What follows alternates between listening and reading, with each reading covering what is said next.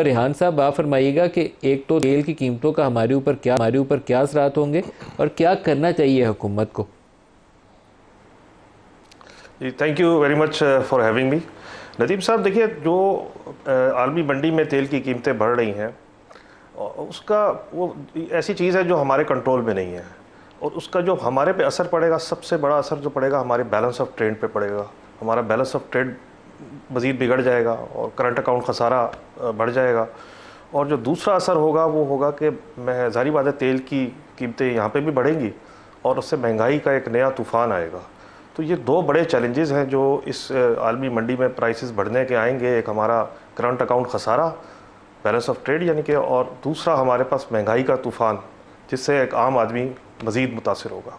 जो हुकूमत वो बर्डन शेयर करने के लिए हमें तलकीन करती है, वो कहते हैं कुर्बानी देनी पड़ेगी, बड़ा मुश्किल वक्त आ रहा है, लेकिन वो सरकारी सतह के ऊपर मुझे उन चीज़ों की दुरुस्तगी के लिए कोई काम नज़र नहीं आता। विंडो ड्रेसिंग टाइप चीज़ें जो होती हैं ना, वो मेकअप करके दिखाने के लिए लोगों को, वो तो दिखा देते हैं, लेकिन एक्चुअल वो जो एफर्ट नज़र आनी चाहिए कि 1000-2000 अरब की सेविंग करें ताकि ये कुशन कर सकें ऑयल प्राइसेस से लोगों को, वो एफर्ट नज़र नहीं आती। नदीम मलिक साहब, आप बिल्कुल बात सही कर रहे हैं कि हर दफ़ा यही सुनने को मिलता है कि अवाम कुर्बानी दे, अवाम कुर्बानी दे। देखिए, अब पानी सर से ऊंचा हो चुका है। अब अवाम में कुर्बानी देने की अब कोई सकत रह नहीं गई है, तो अब अवाम कुर्बानी नहीं दे सकती। अब हुकूमत को और अशराफिया को कुर्बानी देनी पड़ेगी। बिल्कुल सही कहा आपके साथ मेहमान जो बैठे हैं उन्होंने, कि जनाब, इसमें आप अपने गैर तरक्याती अखराजात में कमी लाएँ। पेट्रोल अगर महंगा हो गया तो उसका इस्तेमाल भी कम करें, उसकी तरगीब दें। सरकारी गाड़ियों का एक पूरी दुनिया में मलिक साहब एक पूल होता है कि जिसने जाना होता है वो गाड़ी लेता है, जाता है, वापस आ जाता है। यहाँ 4-4 गाड़ियाँ, 3-3 गाड़ियाँ चल रही हैं, सब्जियाँ आ रही हैं। ये सब चीज़ें अब ठीक है, जो होना तो हो गया, अब इसको हमें देखना पड़ेगा, ये बचत करनी पड़ेगी। और दूसरी, आपने जो एक बात पहले कही थी कि जो करंट अकाउंट खसारा और अब जो महंगाई आएगी पाकिस्तान में तेल की प्राइसेस से, देखें, तेल की प्राइसेस तो हमारे कंट्रोल में नहीं है, लेकिन हम उससे नबद आज़मा कैसे होंगे, उसका एक ही रास्ता है और वो है एक्सपोर्ट्स। अगर आप अपनी एक्सपोर्ट्स बढ़ा लेंगे तो आपका जो करंट अकाउंट खसारा या बैलेंस ऑफ ट्रेड में जो प्रॉब्लम आएगी वो उससे कवर हो जाएगी।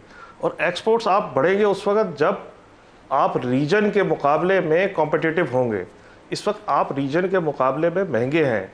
आपकी बिजली रीजन से महंगी है। मैं कंपेयर कर रहा हूँ इंडिया से, वियतनाम से, बांग्लादेश से।